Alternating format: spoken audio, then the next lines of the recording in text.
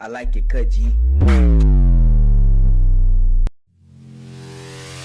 Previously on the LEC. Though, Everfrost especially, I'm sure Nymera somewhere is crying and his PC starting typing out the tweets already. I think what we need next from Ruby is the book.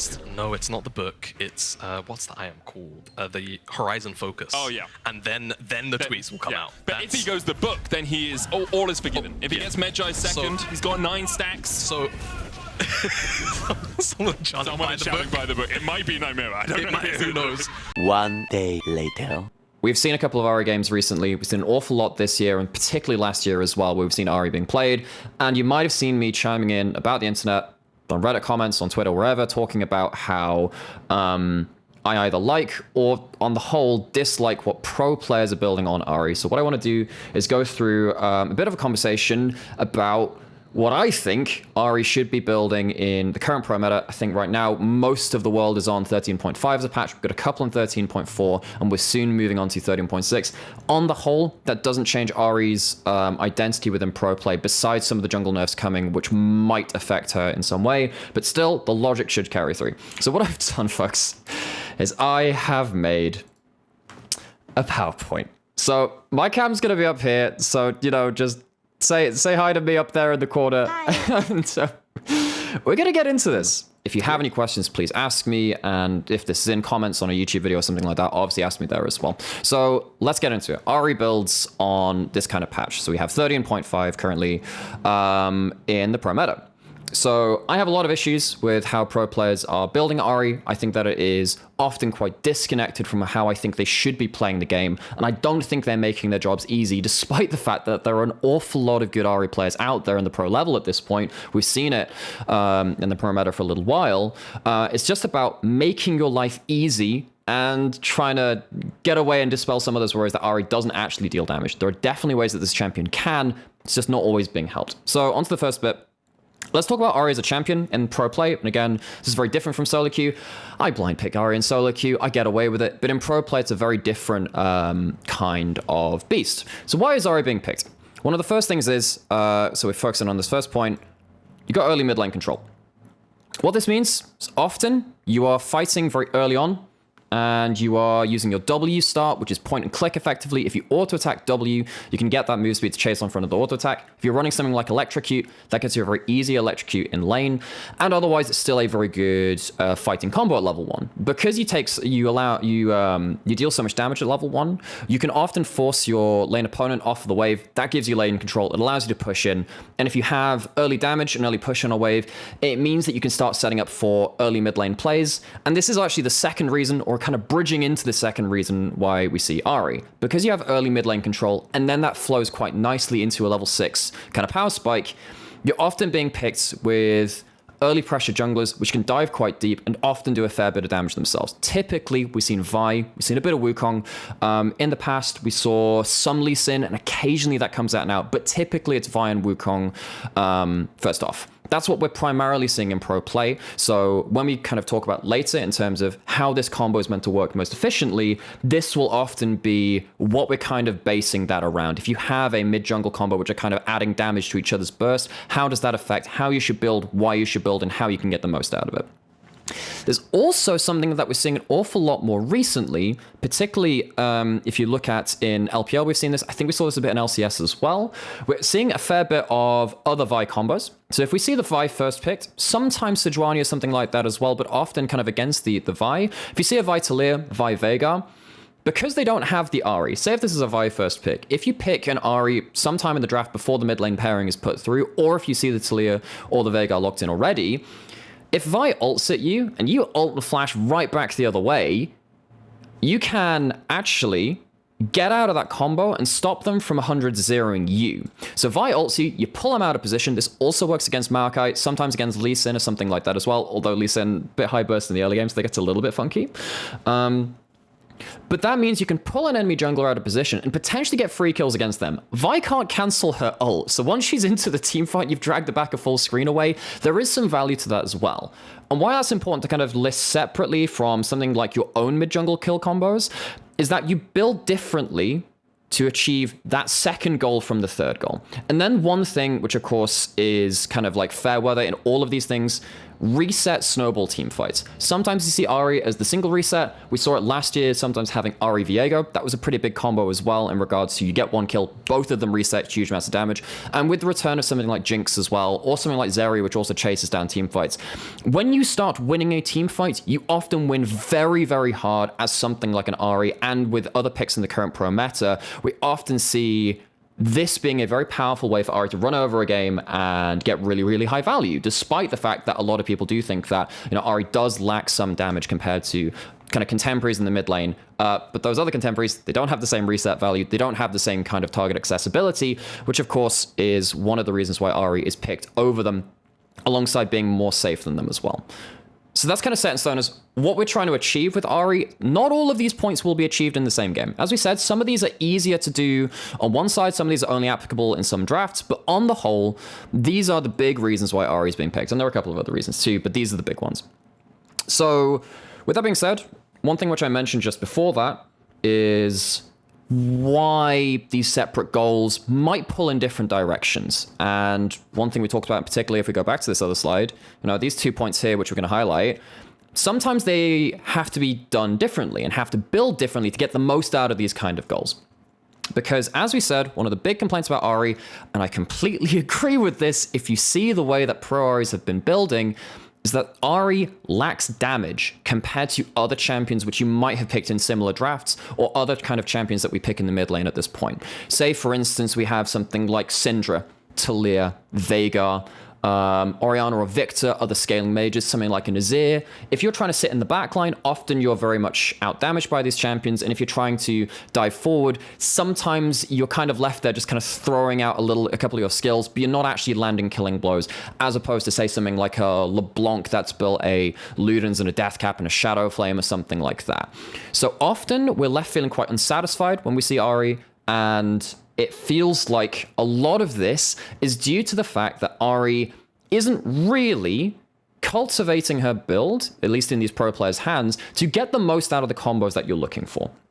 So we're going to keep kind of keeping on that point as we go through. Ahri doesn't have the luxury of dropping damage in a lot of her builds. If you are aiming to kill a certain target, if that's a tank or a squishy, if you're aiming to play front to back or fight to dive the backline, you need to build to achieve your primary goal, which then helps you kind of build up those damage numbers, which then let you kind of run over the game in the way that sometimes we haven't seen in pro play, when actually they probably should have been in a position to. So moving on from this, let's talk about that. One of the big things about Ahri builds is which mythic Ahri is building, because each of the mythics is very different in the way that Ahri wants to kind of use them, and they have different goals in mind. Particularly for Ahri, as we said, because she lacks a lot of damage in her kit, especially when she isn't as snowballed, these mythic items will directly impact her impact on that game as well, and the role which she's trying to fulfill. So this one's the one which you've probably expecting first. It's the item which is built the most on Ahri, and one which I personally really, really hate. It's Everfrost. Everfrost is an item which has been typically autopiloted on Ahri.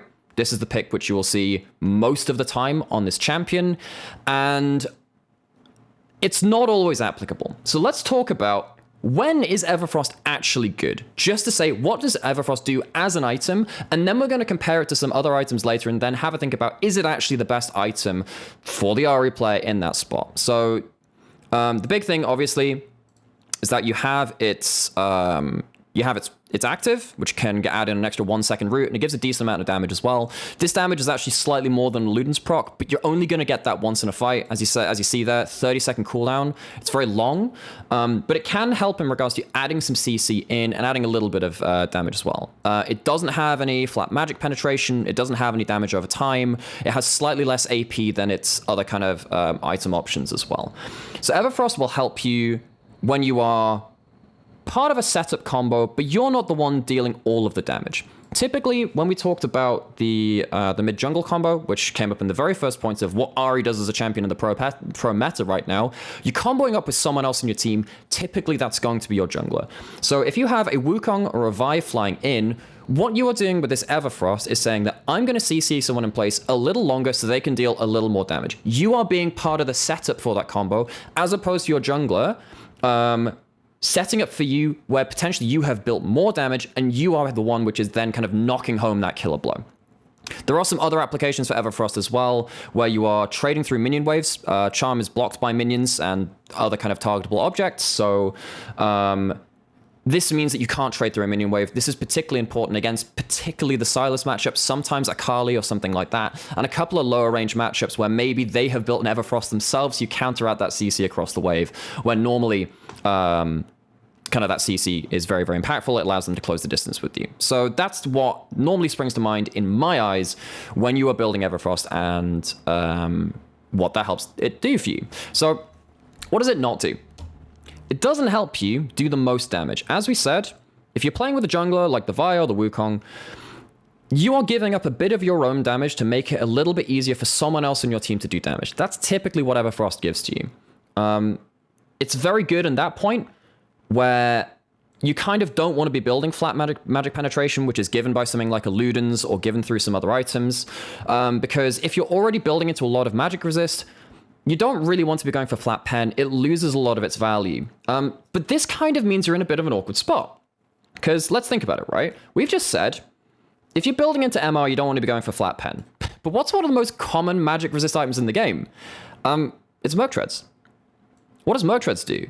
It gives extra tenacity. So even though this is a 1 second root or slow, as we see from the active there, that's going to be diminished a fair amount, and particularly if you see Merc Treads plus a Tenacity rune, which a lot of fighter champions take right now, whether that is on Resolve or whether that's on your Precision tree as well, you often see upwards of 35% Tenacity, which means that you have this really awkward spot where you don't want to be building flat penetration because you're building into MR, but then also what you're doing is effectively giving more CC, which is really awkward because then that's getting lowered value as well. So if you think about it in this way, Everfrost is kind of the worst of two worlds items, where often it feels like a consolation item, where you feel like you can't build the most damage, but you still have to be stuck in this bit of a utility hole as well. There is, however, some games where this does have value, and this is like the times when I do like it. One, it does give you a decent amount of HP. It does give you a amount of decent HP over here, and if you kind of combine that with a second HP item, that can help at some points, particularly if you're in some kind of brawlier matchups, that can give some value. I'm not saying it has zero value. And when you have like no CC on your team, like no Vi, no Nautilus, this is still okay because then you're kind of adding up that CC value. When this particularly matters is if you have something like a Gwen or a Kali, also something like a Rumble as well. Rumble, Gwen, Akali, they don't bring CC for themselves, and they can carry a team fight. If you're giving up your own damage, you want to give your damage up to something which can actually carry the team fight from that point. So, like we said, if you don't have the Nautilus and Vi already doing that job, and you have lacking setup on your team, Everfrost still has a place, particularly when you have an AP top laner, very occasionally in support as well as something like that, which it's much more rare. Say you've got something like a Victor or something which needs some extra help kind of self-peeling. That can be niche kind of applicable, and that's in the case of like Mage's bot lane or something like that, which on the whole, if you're playing a Mage bot lane, probably don't play Ahri anyway, but if you find yourself stuck in those kind of positions, that's the kind of logic you have for Everfrost. So that is why Everfrost should be built. Let's compare that to two other items which actually have maybe slightly larger niches and ones which probably should be built a bit more. These are the damage mythics. You've got your Ludens, you got Liandry's as well. So as we said, Everfrost is kind of in this kind of halfway house where you're kind of being built into MR stacking champions or something like that, which reduces the need for flat magic penetration, but you still kind of want to be kind of providing setup or something like that. It means you're giving up a lot of damage. This is now both ends of kind of a spectrum of targets you want to be hitting. When you load into a game, as Ahri, you often look at one or two targets and say, I am killing you first. You are my first target. If you're killing squishies, most of the time you're going for Ludens. It gives you flat penetration from its item when it's completed, and it gives 5 magic penetration when you complete a legendary item. That is actually very important. We'll keep an eye on this thing a little bit later, and this will come into some very important things, which I'm sure many people will have already predicted at this point as well. On the other side, if you are kiting backwards, you're not diving the backline, you're not hitting squishies, you're going for Leandries most of the time. As we said, Ahri can sometimes struggle to pump out good enough damage to kill a lot of tanks which don't die in, your first round of cooldowns or something like that. The burn passive does give you a lot of extra things to work with. With something like Leandries, because you get extra ability haste beyond your first item as well, is typically you are looking for your second round of cooldowns and hoping that you stay in a fight long enough that the Leandries burn gives you a lot of value and allows you to take down tankier targets. What you're doing this normally for is when you have a great team to kind of kite back, and you're playing longer fights. What that also typically means as well is that you have you have the frontline advantage. Whether that means you have a stronger tank or they have less tank killing potential on their side, you feel like your tanks are going to survive longer than theirs. This helps you kite very, very efficiently and just say, all right, I'm going to have the percent HP damage. I'm going to have the extra cooldown as well. You're kind of stacking ability haste with this kind of item on top of it. And it means that you can still have a lot of utility. One thing which a lot of people attribute to Everfrost is that it is the utility build. It's not always, because you go back and you look at this this passive here, right? The Mythic passive is 10 AP. Every item you build gives you a little bit more ability power. That's not awful, but if it's not the best utility when actually you're giving up something like 5 ability haste on the Leandries. One of the big shifts in Ahri builds, particularly in solo queue, a while ago was when the Everfrost route was reduced from, I think it was 1.5 seconds to 1 second. So it actually had a fair amount of its CC reduced. And what that meant was that actually it was slightly more valuable a lot of the time to go towards the Leandries because it gives you more cooldown reduction, which means that actually you're getting a second charm, which is more valuable than getting one Everfrost proc in a fight as well. It means that when you're going through multiple rounds of cooldowns, Leandries is typically better. If you're going through one round of cooldowns, most of the time Ludens is better, especially when you're hitting squishes at that point. Those are your mythic options. This is going to be the cornerstone of the builds which are going beyond this point. You are choosing a target and a role within the game, and you're saying this item is going to help with that, this one won't, and then you kind of choose your options between that. Often you don't get to deal, particularly in the first few fights of the game, perfect damage to everyone across the board. You don't have that kind of luxury damage to throw about. With that in mind, mythic items covered. On to the next one. What can help us get ahead of the game? If we're going back to kind of this thing, right? Mythic items and stuff like this. And why does the build matter? You want to have ways to get ahead of the game. As we said, you don't have luxury damage. But you could do. You absolutely could do, because Ahri is one of the best Darkseal stackers in the game. Why is this? Because of your passive and because of your ult. If you go into a big fight in a game as Ahri, particularly early on, when you have your first rank of your ultimate, when everyone has the first rank of the ultimate, even if you're running something like Spellbook, you can change over to a Cleanse if you're against something like a Lysandra or an Ignite. Most pro Ahris take Teleport, so this allows you to have the combat summoner spell for your first kills of the game. You are likely going to be blowing up the first target. There are very few fights in pro play where Ahri doesn't get kill participation in the first fight that they choose in a game, and that means that you are often walking away with 4+ stacks. If you get 2 kills or a kill and assist, you're getting 3 or 4 stacks. If it's more than that, say there was a game by Xiaohu recently who got 3 kills around a dragon fight. In fact, it might have even been 4 at that point. But he didn't have a Darkseal. And if he did, you are walking away with 20 AP sometimes, because each stack on Darkseal gives you 4 ability power, which I think is a lot more than people realize. Which means that when you get up to 10 stacks, you get 40 AP from that passive. Put that on top of the AP you get from the item already. That's 55 AP. For 350 gold, you are almost reaching a needlessly large rod, which is 1250 gold cost at that point.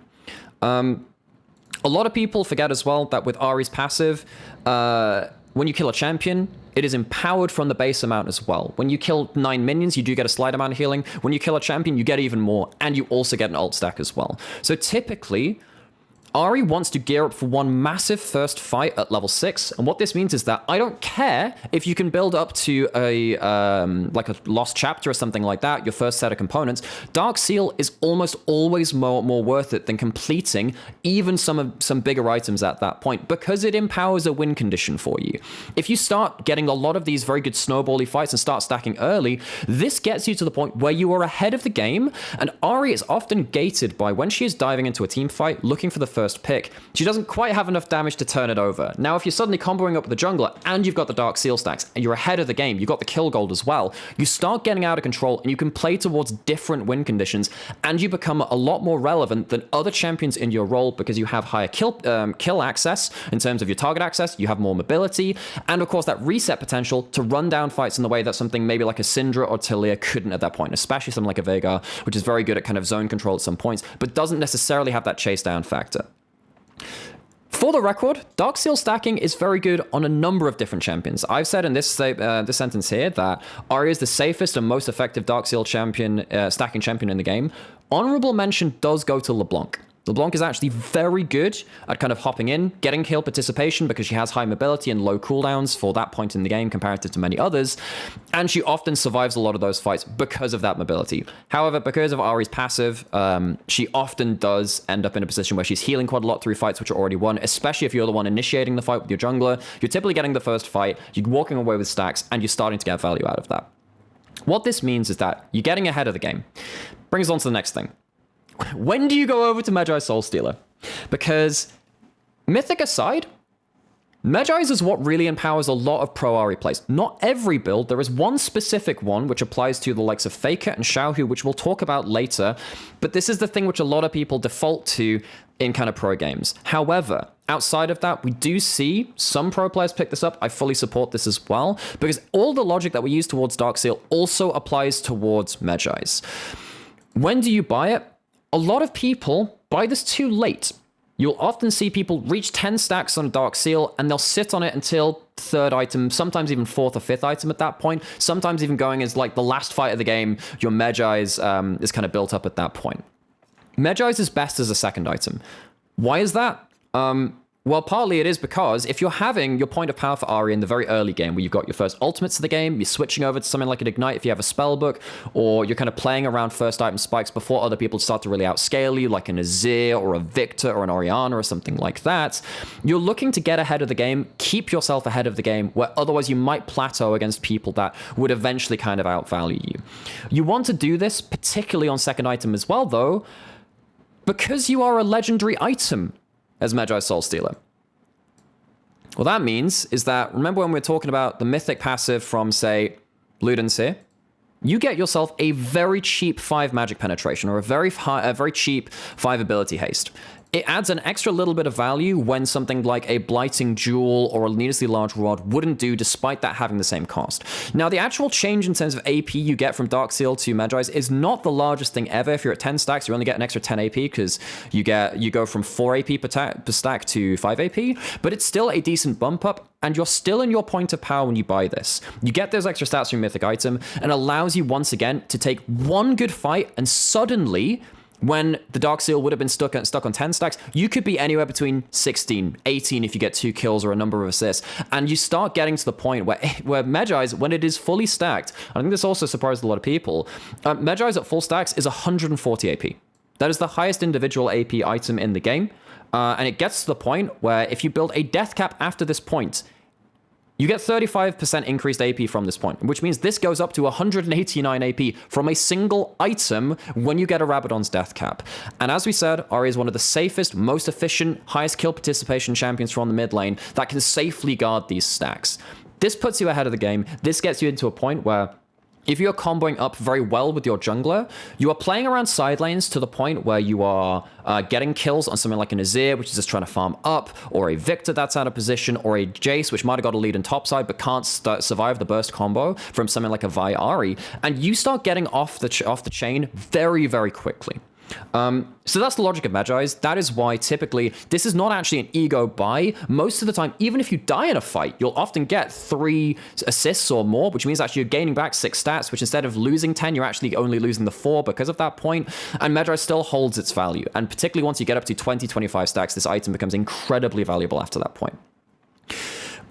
And then that comes into this whole point of when I started discussing this with a number of players across EU, a couple of coaches as well, I think it was Treats that was saying, look, if you build Magis in Europe, you're just going to get focused in a side lane and you're going to die. Absolutely true, unless you keep playing around the mid-jungle combo, and you basically make the Ahri and the Vi or something like that combo become the main character of your game.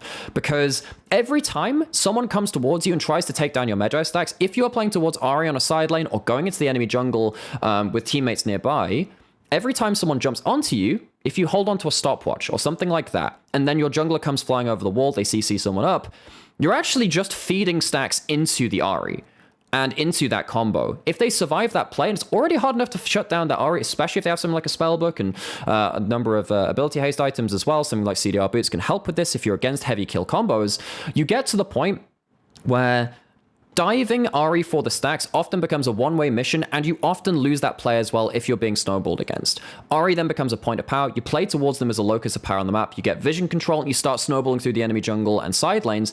And even if you try and go after the Ahri for the Magi stacks, if they are playing appropriately with their team and playing around side lanes and vision control, that doesn't become as much of an issue as you think because of the power of this champion when they start getting ahead of the game.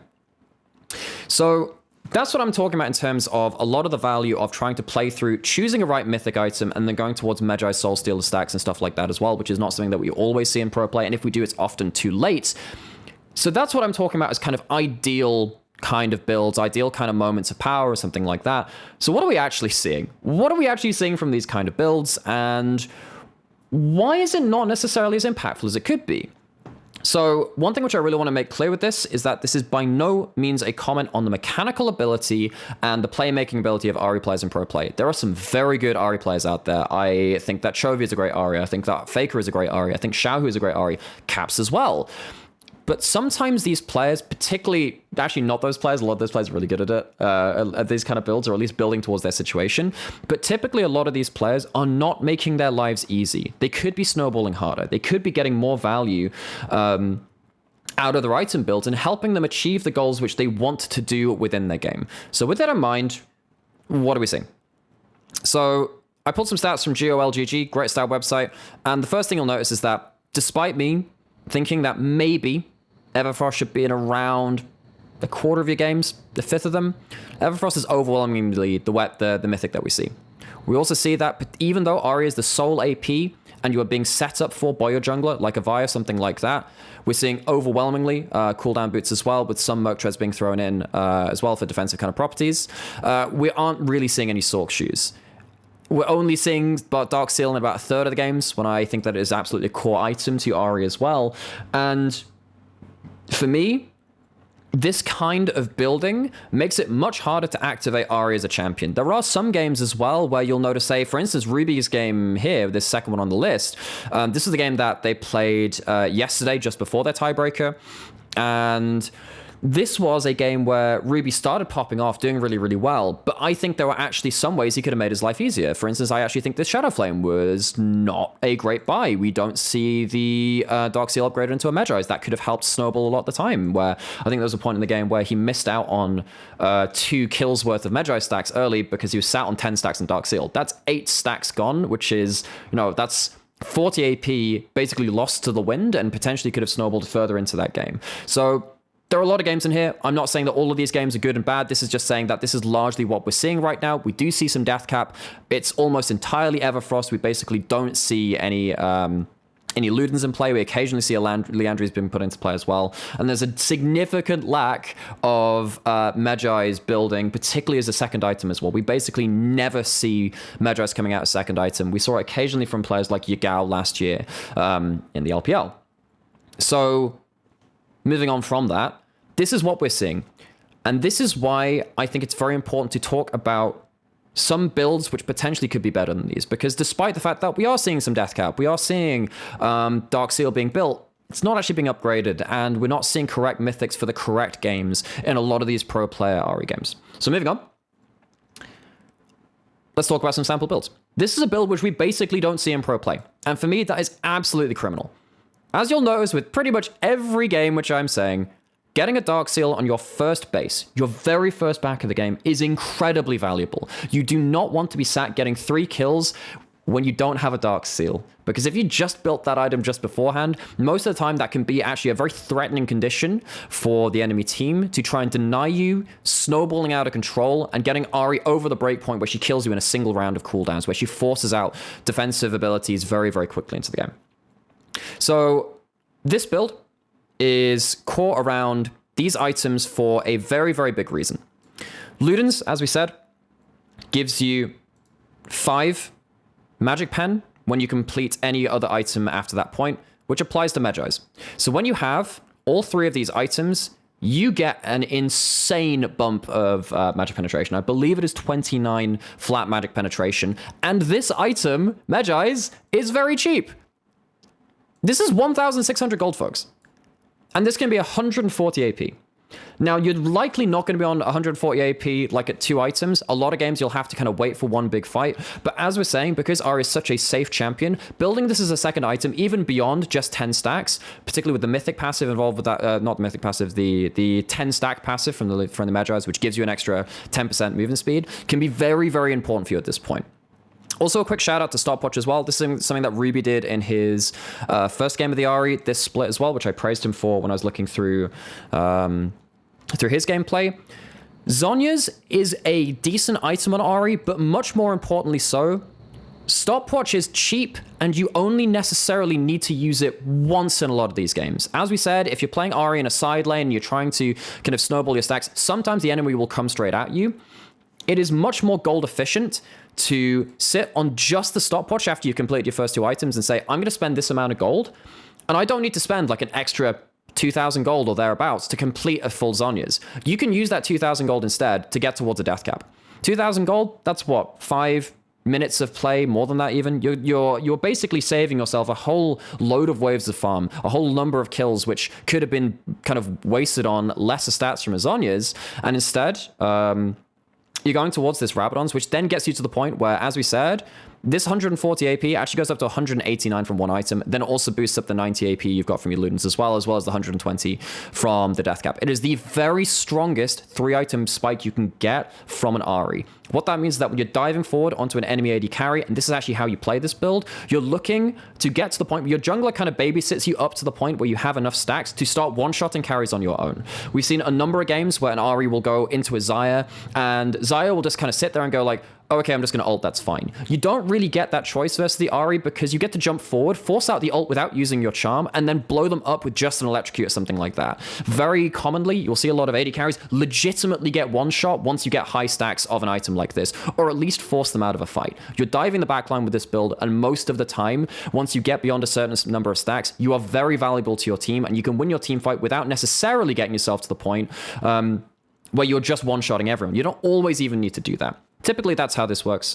Quick shout out to something like CDR boots as well. Sometimes if you're going towards, like we said, some kind of more kill combo-y mid-jungles, sometimes it's better to go towards cooldown boots because they give you more flash cooldowns, they give you more ultimate kind of availability as well, which means you can kite back and keep yourself more safe in games where actually you can't protect your Magi stacks quite as well.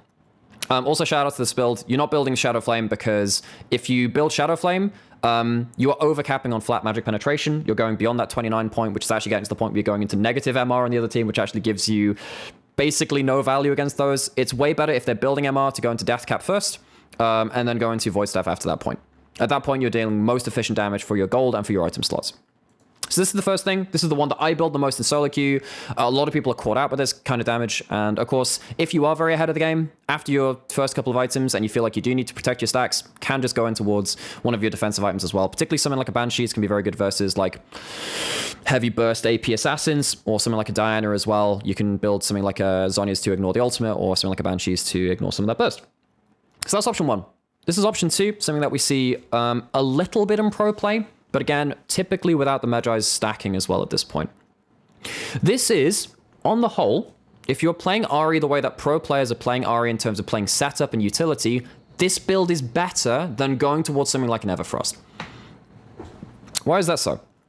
Well, as we said, a a lot of people consider that Everfrost is a utility item, whereas actually a lot of the time Liandry's is both a better utility item and a better damage item as well. If you're hitting frontliners, if you're hitting HP stackers, if you're playing against something like a Galio or a Swain in your mid lane, this will do more damage at this point.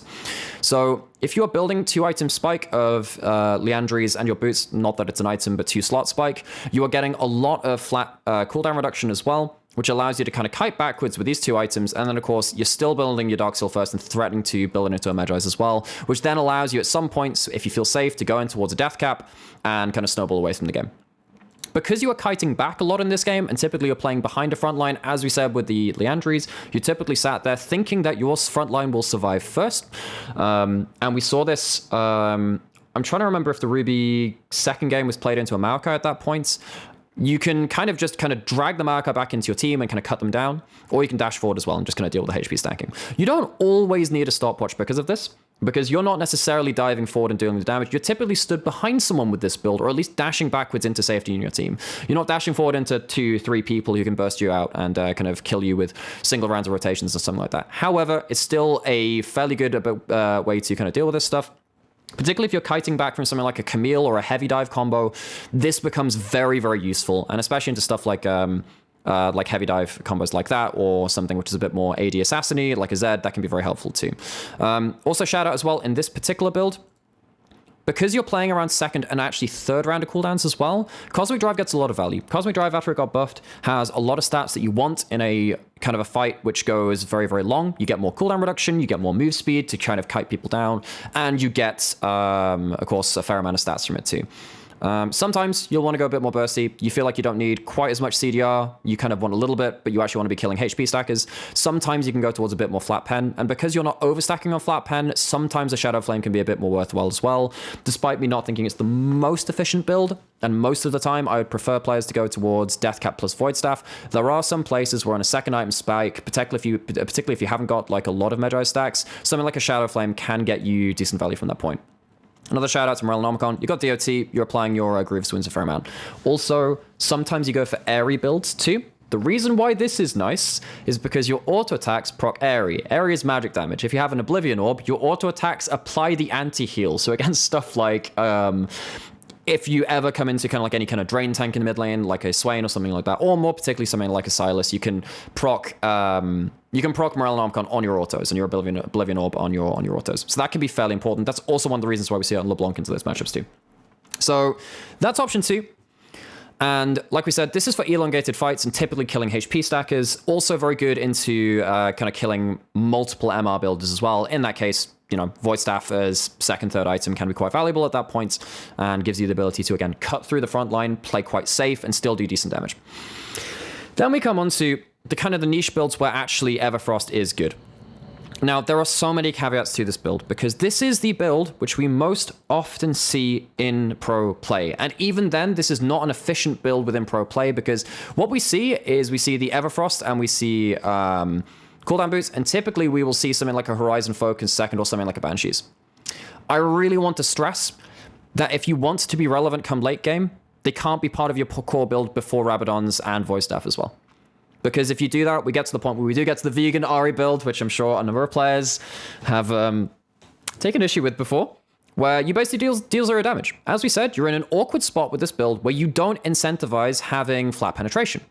That means that you need to build a Void Staff at some point, particularly third item feels like it is the point for it, where you need that to be relevant. If you don't have Void Staff, you've failed to do significant amount of damage in team fights, which is why when Ruby built this build in his first Ahri build, which again was the one that I was praising as very fitting for that game, not a second one where I felt there was a little bit more to be built with. The Void Staff on third is very, very important. Of course, if you're going towards Void Staff, you're dropping some AP as well from that item. Deathcap, second item, very, very important. There is a caveat with this build though. You'll notice Magis is not core here. Now Darkseal is, because Darkseal obviously gives you that extra kind of ability to just drop a little bit of early gold and then potentially pick it up later. But why is Magis not core? Let's talk about this kind of paragraph down here. The players which impressed me the most on Ahri last spring particularly were Faker and Xiaohu in terms of this particular build. The reason for that is because they are so well connected with their teams. You have T1, you had RNG last year as well, which were in the finals of MSI back when Ahri was at her strongest in the pro meta, and largely they were there because they could play combos like this from mid-jungle. You are not the one following your jungler with this build. You are going in, you're pressing Zhonya's with your Everfrost as well, and you are starting the fight. And you know that when you are starting that fight, you are likely going to die. There is every chance you do get resets, you get empowered heals, and you get those heals to get out. But most of the time, you are relying on your team to make the most of your setup. Most pro teams do not have the coordination to pull off this kind of play. Also, shout out to Caps. I also think that he did a good job with this kind of build as well. However, there were plenty of games last year where even players like Faker, Caps, and Shahu probably should have built more damage because they were not actually the ones who were initiating the play. They were following up their jungler, and they could have just done a bit more damage to finish off kills rather than just adding in CC, which actually amounted to very little at that point. This is the build which we see the most often in pro play. I'm not saying that this is always bad. I just think that this should be considered before a lot of other builds at this point. With that said, like I said, very kind of strict core build for this one if you actually want to deal relevant damage late game, where you need a death cap, you need the void staff, particularly in terms of innovations beyond what we saw in last spring. We've seen a lot more spellbook Ahri come out. Spellbook with cooldown boots, very, very good at that point as well. Gives you a lot of cleanses, gives you some ignites to kind of bring up some combat power as well. So adding in something like these boots can be very, very impactful at that point. Those are the 3 builds which I wanted to talk about for pro play. In conclusion, buy the book, you cowards! Start stacking! Get out there, get some reading done, get your knowledge up, increase your intelligence score. Because I'm tired of seeing these cowardly Ahri builds which do 0 damage, and they don't really know how to play the champion in regards to snowballing it easier. Your life could be so much easier if you played through a couple of the things in this kind of presentation, which I'm talking about in terms of making your life easier. You choose a role within the game, you choose the targets that you're hitting, and you don't halfway house. In a lot of these builds, as I said, you're particularly looking to snowball around this damn item, because it's actually a very good item for Ahri. This is not an ego item. You are very safe at stacking it. You're very effective at using it, because your high kill participation, and your passive allows you to heal, and then of course your ultimate allows you to reset and get out of these fights. That's about all I wanted to say about this. So yeah, I think that covers most of what I wanted to say.